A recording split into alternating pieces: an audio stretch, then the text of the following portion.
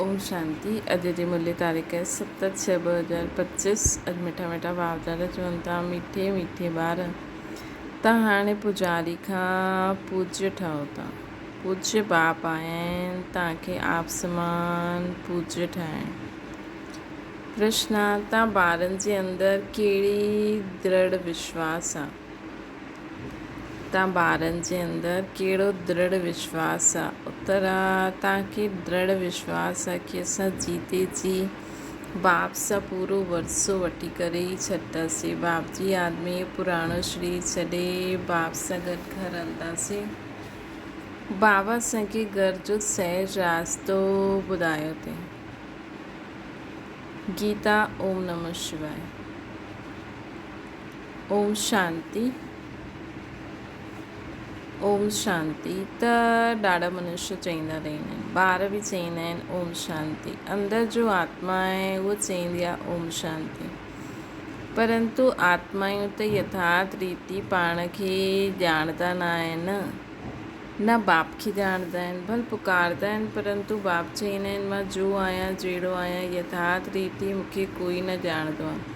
इहे ब्रह्मा बि चईंदा आहिनि कि मां पंहिंजे खे न ॼाणंदो हुयुमि कि मां केरु आहियां, किथां खां आयो आहियां। आत्मा त मेल आहे, ॿार आहिनि, फादर आहे परमात्मा। त आत्मायूं आपस में ब्रदर्स थी विया। पोइ शरीर में अचण जे कारण कोई मेल कोई फीमेल चईंदा आहिनि, परंतु यथार्थ आत्मा छा आहे इहे कोई बि मनुष्य मात्र न ॼाणंदा आहिनि। हाणे तव्हां ॿारनि खे नॉलेज मिलंदी आहे जो पोइ तव्हां साथ में खणी वेंदा आहियो। हुते इहा नॉलेज रहंदी आहे कि असां आत्मा आहियूं, पुराणो शरीर छॾे ॿियो वठंदा आहियूं। आत्मा जी पहचान साथ में खणी वेंदा आहियूं। पहिरियों त आत्मा खे बि न ॼाणंदा हुआसीं, असां कॾहिं खां पाठ वॼाईंदा आहियूं कुझु बि न ॼाणंदा हुआसीं। हाणे ताईं बि कई पंहिंजे खे पूरो पहचानंदा न आहिनि, मोटे रूप सां ॼाणंदा आहिनि ऐं मोटे लिंग रूप खे यादि कंदा आहिनि। मां आत्मा बिंदी आहियां, बाप बि बिंदी आहे, हुन रूप में यादि करो। अहिड़ा ॾाढा आहिनि, थोरा आहिनि बिंदी रूप में बाबा खे यादि कनि। नंबरवार बुद्धि आहे न, कोई त सुठी रीति सम्झी करे ॿियनि खे बि सम्झाइण लॻी वेंदा आहिनि। तव्हां सम्झाईंदा आहियो पंहिंजे खे आत्मा सम्झी ऐं बाप खे यादि करो। उहो ई पतित पावन आहे। पहिरियों त मनुष्य खे आत्मा जी ई पहचान न हुई, त उहो बि सम्झाइणो पए। पंहिंजे खे जॾहिं आत्मा निश्चय करे तॾहिं बाप खे बि ॼाणे सघे। आत्मा खे न पहचानंदा आहिनि, इन करे बाप खे बि पूरो ॼाणे न सघंदा आहिनि। हाणे तव्हां ॿार ॼाणंदा असां आत्मा बिंदी आहियूं। एतिरी नंढी सी आत्मा में 84 जन्मनि जो पाठ भरियलु आहे। इहे बि तव्हांखे सम्झाइणो पए। न त सिर्फ़ु चईंदा ज्ञान ॾाढो सुठो आहे, भॻवान सां मिलण जो रास्तो ॾाढो सुठो आहे, ॿुधाईंदा आहिनि, परंतु मां केरु आहियां बाप केरु आहे इहे न ॼाणंदा आहिनि। सिर्फ़ु सुठो सुठो चई ॾींदा आहिनि। कोई त पोइ ईअं बि चईंदा आहिनि कि त नास्तिक ठाहे ॾींदा आहिनि। तव्हां ॼाणंदा आहियो ज्ञान जी समझ कोई में बि न आहे। तव्हां सम्झाईंदा आहियो हाणे असां पूज्य ठहूं था। असां कंहिंजी पूजा न कंदा आहियूं। शिवजी जो सभिनि जो पूज्य आहे, ऊच ते ऊच भॻवानु, उन्हनि जी असां संतान आहियूं। त असां कंहिंजी पूजा न कंदा आहियूं। श्री ऊचे ते ऊचे भॻवान जी असां संतान आहियूं। उहो पूज्य पिताश्री आहे। हाणे तव्हां ॿार ॼाणंदा आहियो पिताश्री असांखे पंहिंजो ठाहे करे ऐं पढ़ाइनि था। सभिनि खां ऊच ते ऊच पूज्य हिकु ई आहे, उन्हनि जे सवाइ ॿियो कोई पूज्य ठाहे न सघे। पुजारी ज़रूरु पुजारी ठाहींदा न, मनुष्य में सभु पुजारी आहिनि। सभिनि तव्हांखे हाणे पूज्य मिलियो आहे जो आप समान ठाहिनि था। तव्हां सां बाबा पूजा छुड़ाए छॾी अथई। श्री बाबा हाणे पाण जहिड़ो असांखे पूज्य ठाहिनि था, पाण सां गॾु वठी वेंदा आहिनि। हीअ छीछी दुनिया आहे न, इहा आहे ई मृत्यु लोक। भक्ति शुरू ई तॾहिं थींदी आहे जॾहिं रावण राज्य शुरू थींदो आहे।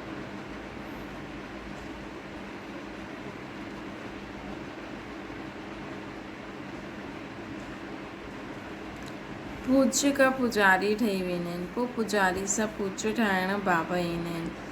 हाणे तव्हां पूज्य देवी देवता ठहो था न, आत्मा शरीर द्वारा पाठ वॼाईंदी आहे। हाणे बाप असांखे पूज्य देवी देवता ठाहिनि था।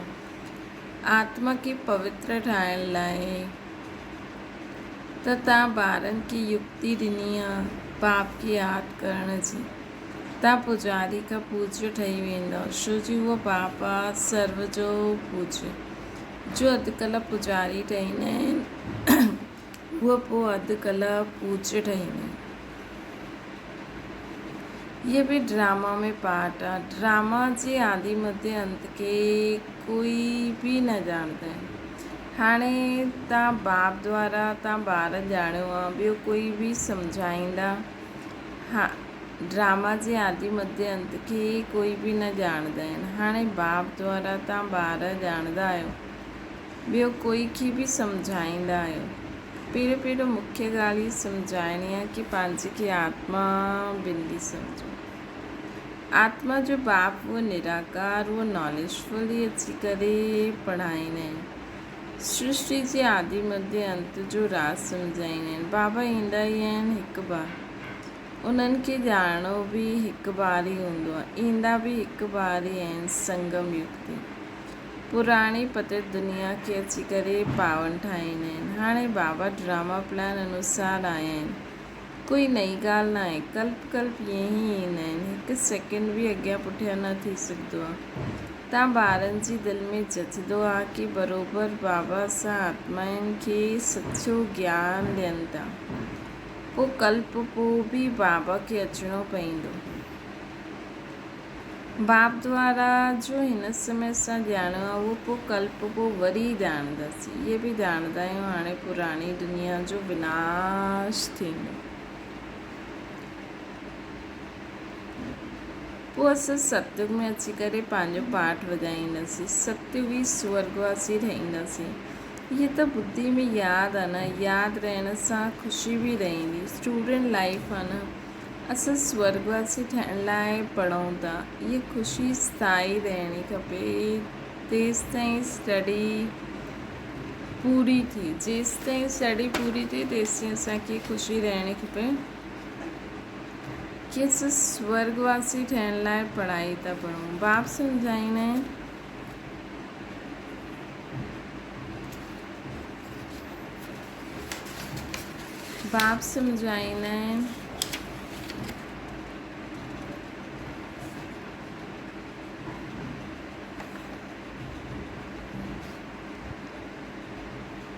बाबा चवनि था त इहा ख़ुशी जेसि ताईं स्टडी पूरी थिए तेसि ताईं ख़ुशी रहणी खपे।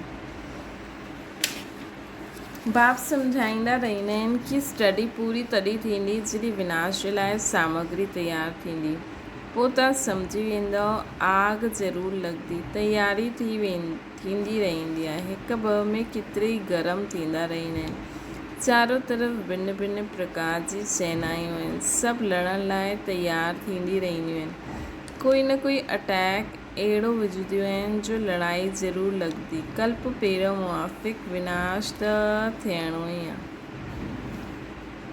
तव्हां ॿार ॾिसंदव, अॻियां बि ॿारनि ॾिठो आहे कि हिकु चिंगारी सां केतिरी लड़ाई लॻी। हिकु ॿ खे डराईंदा रहंदा आहिनि कि ईअं करो न त असां बॉम्ब्स हथ में उठाइणा पवंदा असांखे।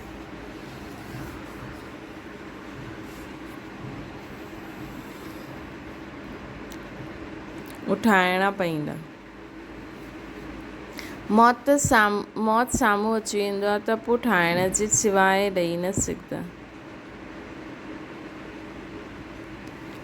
आग बि अॻियां बि लड़ाई लॻी हुई त बॉम्ब्स लॻाए ॾिना हुयनि। भावी हुई न, हाणे त हज़ारों बॉम्ब्स आहिनि।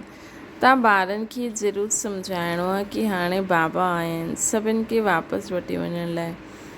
सभु पुकारनि था, हे पतित पावन अचो, इन चीची दुनिया सां असांखे पावन दुनिया में वठी हलो।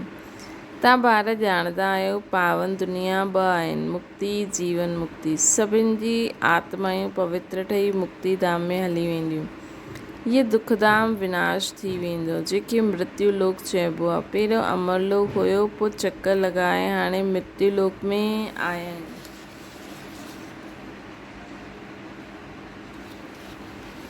है न, बाबा चवनि था कि हाणे ॿार ॼाणंदा आहिनि ॿ पावन दुनिया, मुक्ति जीवन मुक्ति। सभिनि जी आत्मा पवित्र ठही मुक्ति धाम में हली वेंदी, ये दुखधाम विनाश थी वेंदो जेके मृत्यु लोक चइबो आहे। पहिरियों अमरलोक हुयो, पोइ चक्कर लॻायो, हाणे मृत्यु लोक में आया आहियूं। पोइ अमरलोक जी स्थापना थींदी आहे, हुते अकाले मृत्यु कोई थींदी न आहे, इन करे उनखे अमरलोक चइबो आहे। शास्त्रनि में बि भल अक्षर आहिनि, परंतु यथार्थ रीति कोई सम्झंदा न आहिनि। इहे बि तव्हां ॼाणंदा आहियो, हाणे बाबा आयल आहिनि, मृत्यु लोक जो विनाश ज़रूरु थियणो।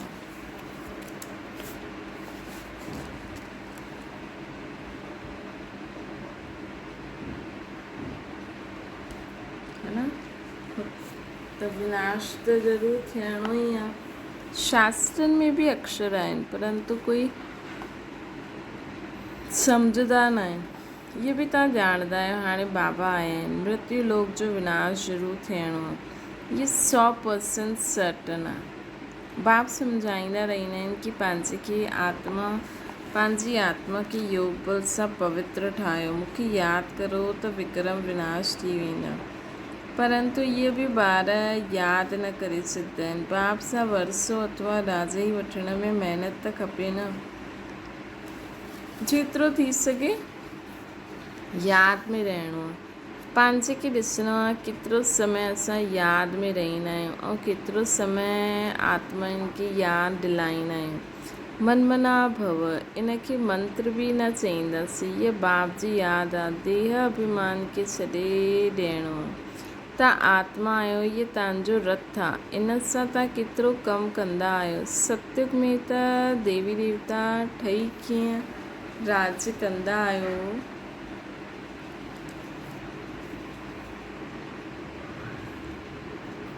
हाणे देह अभिमान छॾे ॾियणो आहे। तव्हां आत्मा आहियो, इहे तव्हांजो रथ आहे, इन सां तव्हांखे केतिरो कमु कंदा आहियो न। इन सां सत्युग में त देवी देवता ठही कीअं राज्य कंदा आहियो, पोइ तव्हां इहे अनुभव पाईंदव। हुन समय त प्रैक्टिकल में आत्म अभिमानी रहंदा आहियूं न। आत्मा चवंदी आहे असांजो इहो शरीर ॿुढो थी वियो, हीअ छॾे असां नयो वठंदासीं, दुख जी ॻाल्हि न हूंदी। हिते त शरीर न छुटे, हुन जे लाइ बि केतिरी डॉक्टर जी दवाइयूं आदि जी महिनत कंदा आहिनि।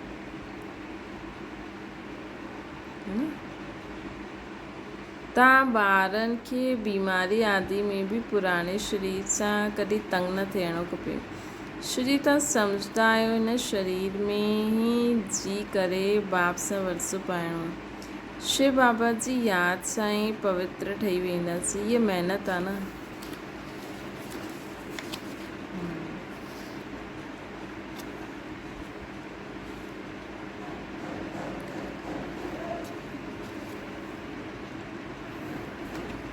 परंतु पहिरियों त आत्मा खे ॼाणणो पए। मुख्य तव्हांजी आहे ही यादि जी यात्रा। यादि में रहंदे रहंदे असां हली वेंदासीं मूल वतन में। जाता जा असां निवासी आहियूं, उहो ई असांजो शांतीधाम आहे। शांतीधाम सुखधाम खे तव्हां ई ॼाणंदा आहियो, ॿियो ऐं यादि कंदा आहियो, ॿियो कोई न ॼाणंदा आहिनि।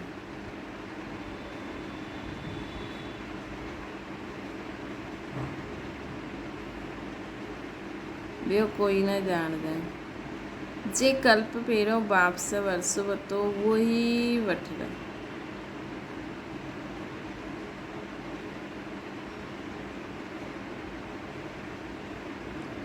शांतीधाम सुखधाम खे तव्हां ई ॼाणंदा आहियो, यादि कंदा आहियो न।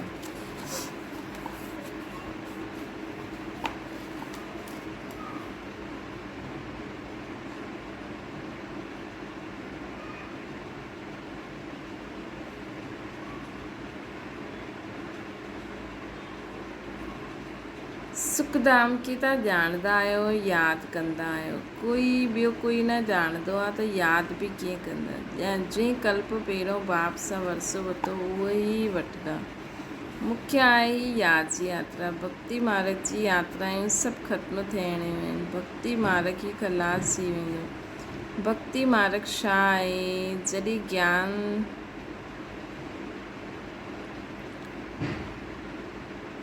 जॾहिं ज्ञान आहे तॾहिं सम्झो भक्ति मार्ग छा आहे। सम्झंदा आहिनि भक्ति सां भॻवानु मिलंदो। भक्ति जो फल छा ॾींदा, कुझु बि पतो न आहे। तव्हां ॿार हाणे सम्झंदा आहियो बाप ॿारनि खे ज़रूरु स्वर्ग जी बादशाही जो वरसो ॾींदा। सभिनि खे वरसो ॾिनो हुयो। यथा राजा रानी तथा प्रजा सभु स्वर्गवासी हुया। बाबा चईंदा आहिनि 5000 वर्ष पहिरियों बि तव्हांखे स्वर्गवासी ठातो हुयो। हाणे वरी तव्हांखे ठाहींदो आहियां। पोइ तव्हां ईअं 84 जन्म वठंदव। इहो बुद्धि में यादि रहणु खपे, भुलिजणो न खपे। जो नॉलेज सृष्टि जी आदि मध्य अंत जी बाप वटि आहे उहो ॿारनि जी बुद्धि में टपकंदी आहे।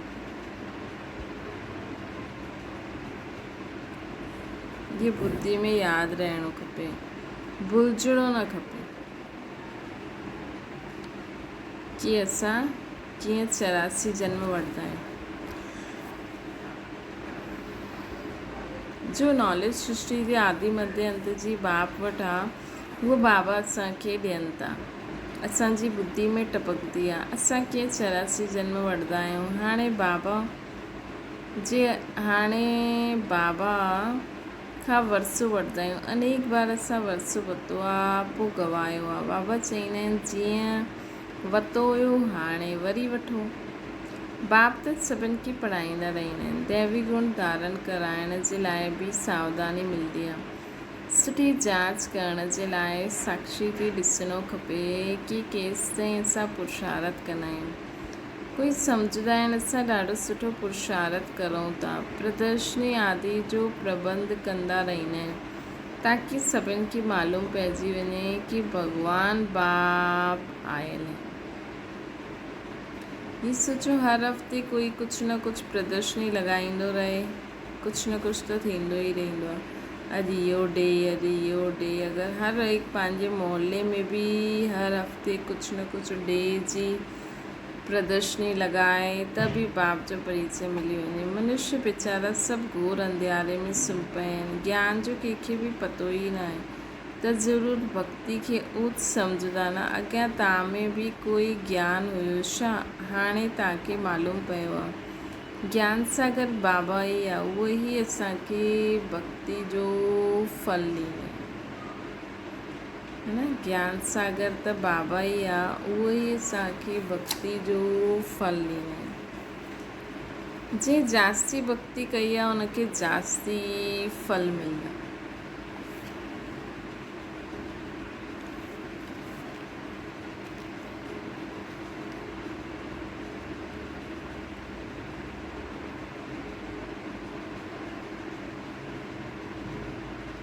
उहे ई सुठी रीति पढ़ंदा ऐं ऊच पद पाइण लाइ ऊच पद पाइण लाइ। इहे केतिरी मिठी मिठी ॻाल्हियूं आहिनि।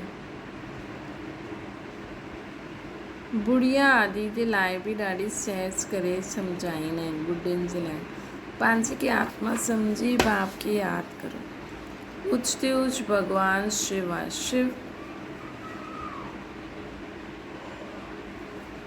शिव परमात्मा जे नम चइबो आहे। उहो चईंदा आहिनि मामेकम यादि करो त तव्हांजा सभु विक्रम विनाश थी वेंदा। बसि ॿियो कोई तकलीफ़ न ॾींदा आहिनि। अॻियां हली शिव बाबा खे बि यादि करणु लॻी वेंदा।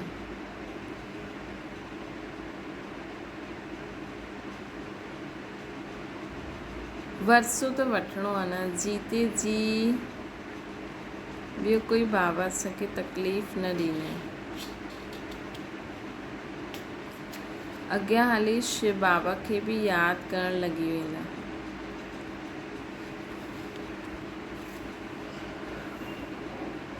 वरसो त वठिणो आहे, जीते जी बाबा खां पूरो वरसो वठिणो आहे। वठी करे ई छॾंदासीं। शिव बाबा जी यादि में शरीर छॾे ॾींदासीं त उहे बि संस्कार खणी वेंदा, है न। पोइ जीअं ई सत्य त्रेता में अगरि वर्ष चक्कर जो वरितो अथनि त ठीकु आहे, न त भक्ति में बि कम से कम शिव जी पूजा त कंदा, हेॾे होॾे त न भटकदा, स्वर्ग में ज़रूरु ईंदा। जेतिरो योग ओतिरो फल। मूल ॻाल्हि आहे हलंदे फिरंदे जेतिरो यादि में रहणो आहे, पंहिंजे सिर सां बोझो उतारणो आहे। सिर्फ़ु यादि खपे ऐं ॿियो कोई तकलीफ़ बाबा न ॾींदा आहिनि। ॼाणंदा आहिनि ॿारनि अधु कलाक खां तकलीफ़ ॾिठी आहे, इन करे हाणे आयो आहे तव्हांखे सहज रास्तो ॿुधाइणु, वरसो वठण जो। बाबा खे सिर्फ़ु यादि करिणो आहे, भले यादि त अॻियां बि कंदा हुयो, परंतु ज्ञान त न हुयो न। हाणे बाबा ज्ञान ॾिनो अथई कि हिन रीति मूंखे यादि करण सां तव्हांजा विक्रम विनाश थींदा।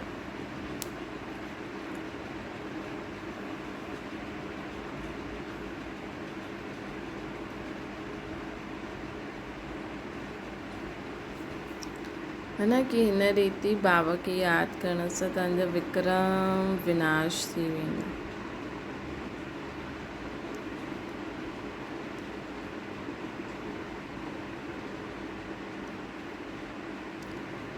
बाबा चईंदा आहिनि भल यादि त अॻियां बि कंदा हुयो, परंतु ज्ञान त न हुयो न। हाणे बाबा ज्ञान ॾिनो अथई।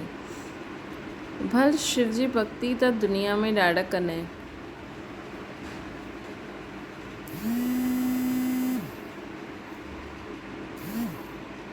भल शिव जी भक्ति त दुनिया में ॾाढा कंदा आहिनि,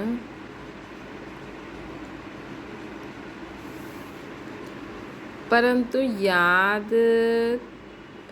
यादि बि कंदा आहिनि, परंतु पहचानंदा न आहिनि। इस समय बाबा ख़ुदि ई अची करे पहचान ॾींदा आहिनि कि मूंखे यादि करो। हाणे त सम्झंदा आहियोसीं, सुठी रीति ॼाणंदा आहियूं। तव्हां चईंदा असां वञूं था बाप दादा वटि। बाबा ये भागीरथ वरितो अथई। भागीरथ बि मशहूरु आहे। इन्हनि द्वारा वेही बाबा ज्ञान ॿुधाईंदा आहिनि। ये बि ड्रामा में पार्ट आहे। कल्प कल्प इन भाग्यशाली रथ ते ईंदा आहिनि। तव्हां ॼाणंदा आहियो इहे उहो ई आहे जेके श्याम सुंदर चईंदा आहियूं। इहे बि तव्हां सम्झंदा आहियो। मनुष्यनि पोइ अर्जुन नाम रखी छॾियो आहे। हाणे बाप यथार्थ सम्झाईंदा आहिनि। ब्रह्मा सु विष्णु, विष्णु सु ब्रह्मा कीअं ठहींदा आहिनि। ॿारनि में हाणे सम्झ आहे कि असां ब्रह्मापुरी जा आहियूं, पोइ असां विष्णुपुरी जा ठहींदासीं। विष्णुपुरी सां पोइ ब्रह्मापुरी में अचण में 84 जन्म लॻंदा। हाणे बि अनेक बार सम्झायो जो तव्हां वरी खां ॿुधंदा आहियो। आत्मा खे हाणे बाप चईंदा आहिनि सिर्फ़ु मामिकम यादि करो त तव्हांजा विक्रम विनाश थी वेंदा। हिन करे तव्हांखे ख़ुशी बि थींदी आहे। इहे हिकु जन्म पवित्र रहण सां असां पवित्र दुनिया जा मालिक ठहींदासीं। इहे हिकु जन्म पवित्र ठहिण सां असां पवित्र दुनिया जा मालिक ठही वेंदासीं।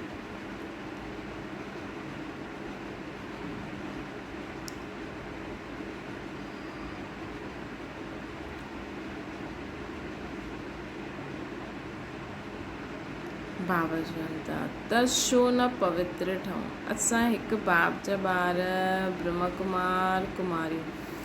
पोइ बि उहो जिस्मानी वृत्ति बदिलण में टाइम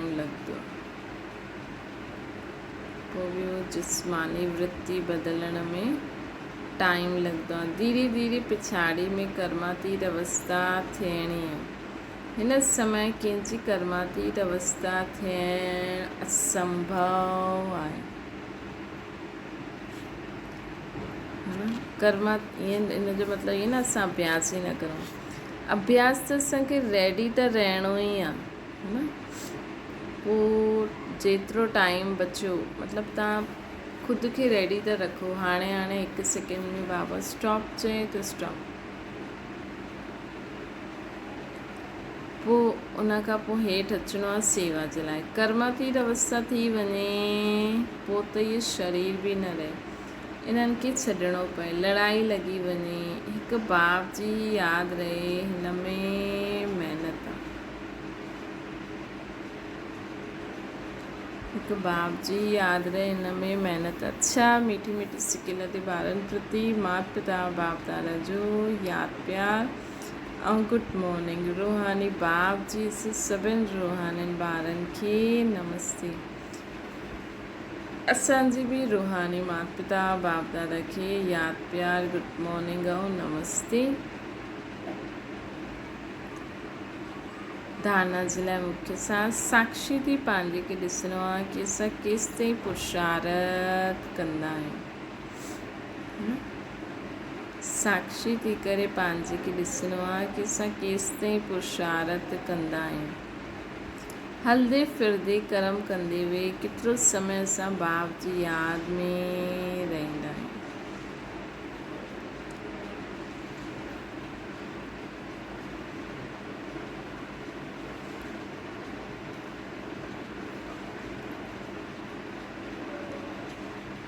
ॿियो आहे, हिन शरीर सां कॾहिं बि तंग न थियणो आहे। हिन शरीर में ई जी करे बाप सां पूरो पूरो वरसो वठिणो आहे।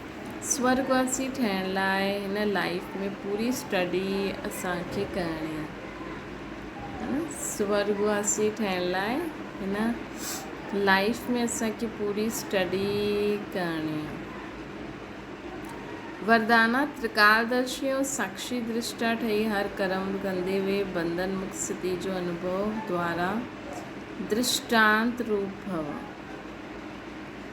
यदि त्रिकालदर्शी स्टेज से स्थित आहियो, कर्म जे आदि मध्य अंत खे ॼाणे करे कर्म कंदा आहियो, त कोई बि कर्म विकर्म न थी सघंदो।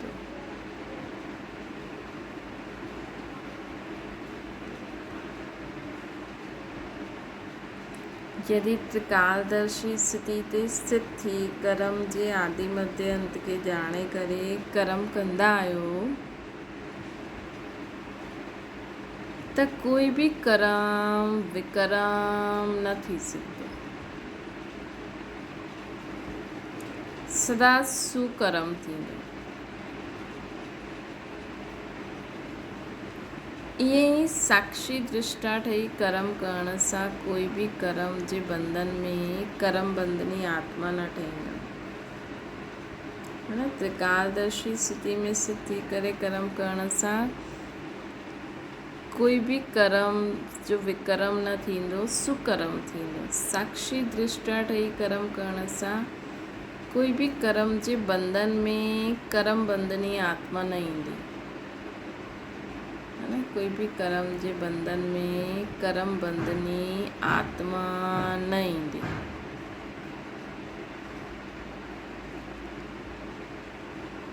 जो साक्षी थी करे करनी, मतलब बंधन में न ईंदी। कर्म जो फल श्रेष्ठ हुजण जे कारण कर्म जे संबंध में ईंदी कि भई इहो करिणो आहे, बंधन में न ईंदी। कर्म कंदे वे न्यारो प्यारो रहंदी त अनेक आत्माउनि जे समान साम्हूं दृष्टांत रूप अर्थात एग्जाम्पल ठही है ना। तो हिकु त कोई बि कर्म करो त त्रिकालदर्शी स्थिति में स्थित करो, साक्षी थी करे करो त विकर्म बि न थींदो, असां कर्म जे बंधन में बि न ईंदासीं ऐं न्यारा बि थी वेंदासीं, न्यारा प्यारा बि थी वेंदासीं ऐं एग्जाम्पल बि थी वेंदासीं। त त्रिकालदर्शी ऐं साक्षीपन जी स्थिति सां फ़ाइदो छा आहे? विकर्म न थींदो, बंधन में न ईंदासीं, न्यारा प्यारा रहंदासीं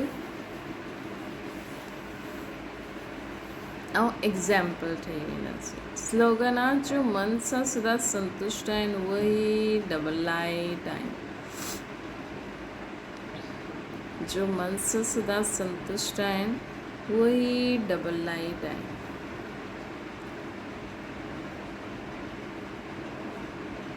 त मेन आहे कि मन असांजो संतुष्ट हुजणो खपे, ये ॻाल्हि ईअं आहे। स्लोगन आहे, अव्यक्त इशारो आत्मिक स्थिति में रहण जो अभ्यास करो, अंतर्मुखी ठहो। कोई भी समृद्ध संकल्प आत्मिक शक्ति अर्थात एनर्जी जमा कंदो आहे, समय भी सफल कंदो आहे। व्यर्थ संकल्प आत्मा जी शक्ति समय के व्यर्थ गवाईंदो, इन करे व्यर्थ संकल्प जी रचना बंद करो। ये रचना ही आत्मा रचता के परेशान करण वारी है, इन करे सदा हिन शान में रहो। मां आत्मा मास्टर सर्वशक्तिवान आहियां, मां आत्मा समर्थ आत्मा आहियां। त कॾहिं बि असां परेशान न थींदासीं ऐं अनेक परेशानियुनि खे मिटाइण वारा ठही वेंदासीं। व्यर्थ संकल्प न करो त आत्मा जी एनर्जी बि वेस्ट न थींदी, समय बि वेस्ट न थींदो। सदा कहिड़ो संकल्प करो, मां मास्टर सर्वशक्तिवान आहियां, त समय बि वेस्ट न थींदो, शक्ति बि वेस्ट न थींदी, आत्मा बि शक्तिशाली थी वेंदी, कॾहिं परेशान न थींदी। अनेक परेशानियुनि खे अनेकनि जी बि परेशानी मिटाइण वारा थी वेंदासीं। अच्छा, ओम शांति। बाबा खे यादि करो।